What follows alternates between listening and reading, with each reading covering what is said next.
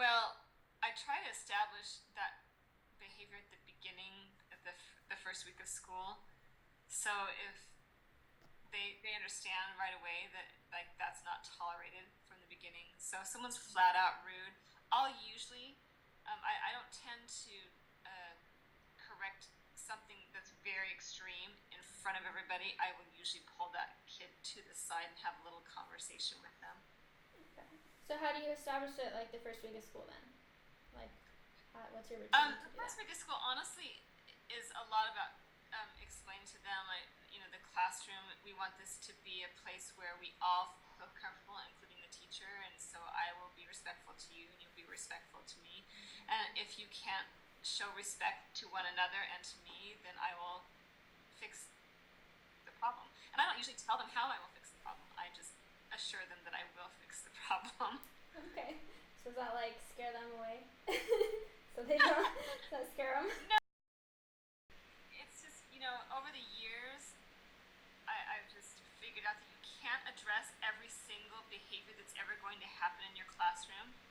You just have to assure them from the beginning that you will do something, and it's just my style. I tend towards the love and the logic kind of discipline in my classroom, and so I just assure them that whatever I do will be a logical thing that will happen for their misbehavior.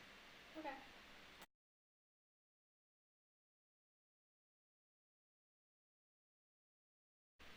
I'm very structured.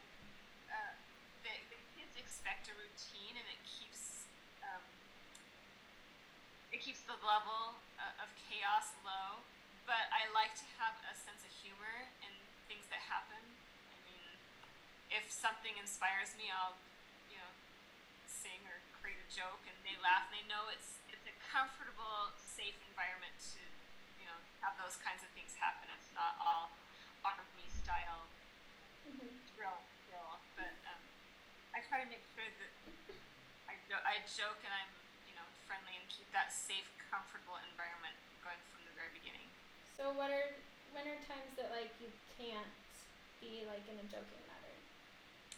They kind of learn that you probably shouldn't joke if I'm addressing a behavioral issue in the classroom. That's probably a big no-no. But most of the time, if they learn that when appropriate things are to say, but they're second grade. Um, they like if I make a reference to something on in a cartoon or TV or something that they recognize, and they think it's funny. So that's how I just keep it kind of low key. They think it's funny if I just say the word underwear. So it's it's just low key, and I don't know how to tell you how to establish that level of respect, but from the very beginning, there's certain things that you will put up with, and you have to be comfortable with keeping a level of calm, but be sure what level of noise and on task behavior is okay for you.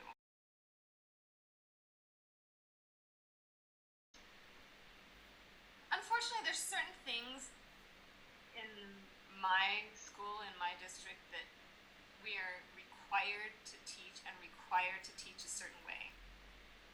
So I can adapt as I go, and I will to a point that I'm allowed to.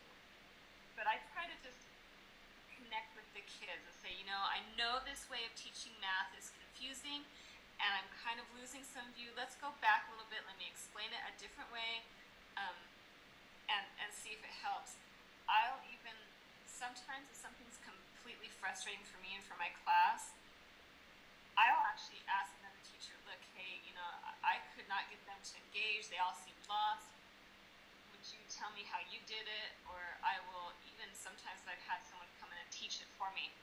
Like I had this special ed teacher come in and teach a math lesson for me because the kids in my class that one year just were so lost. And I'm like, I think I'm saying this the wrong way. It's like I'm speaking Chinese.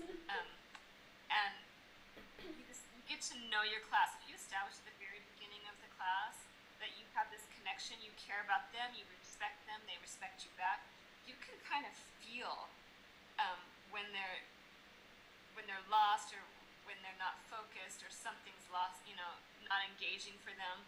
Um, you can feel that and you can change it up. So is your class like this year? How can you tell, like with this year specifically, how do you tell if they're lost?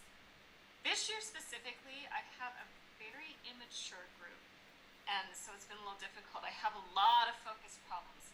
I have 4 diagnosed non-medicated ADHD kids sitting right in the front row, so I'm always right there to kind of tap them, refocus their direction on, refocus them on me. But I can tell when my kids that are normally focused with no are kind of doing this, looking at this, or if they're engaging in the same kind of behavior, then I know that something's gone wrong.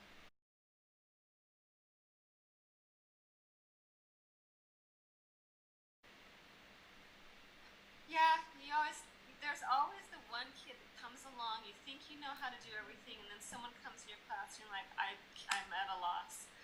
I don't know what to do. And I think that is where, I was about midway through my career. I had about 13, 14 years in, and I had this one particular kid that came to my classroom. My reward system I had at the time was kind of that, kind of a green, yellow, red reward system, but it was more like tickets. I had you had 2 tickets every day, and it was like a, reward for behavior. Well, that didn't work for this kid, and nothing I did worked for him. And that's where I got involved in going to the counselor and saying, look, I need some ideas. I need to change things. Nothing is working for me and this particular student. And she taught me about the love and logic methods of discipline, which I love now. And even though I've loved those and those have worked for many situations I never thought they would, I did have a situation last year with a particular child that just nothing seemed to work. He was so smart, he could pinpoint what would make me really angry. I've never had a child that would really get in there and pinpoint what, would make me the most mad and then do that thing or say that thing.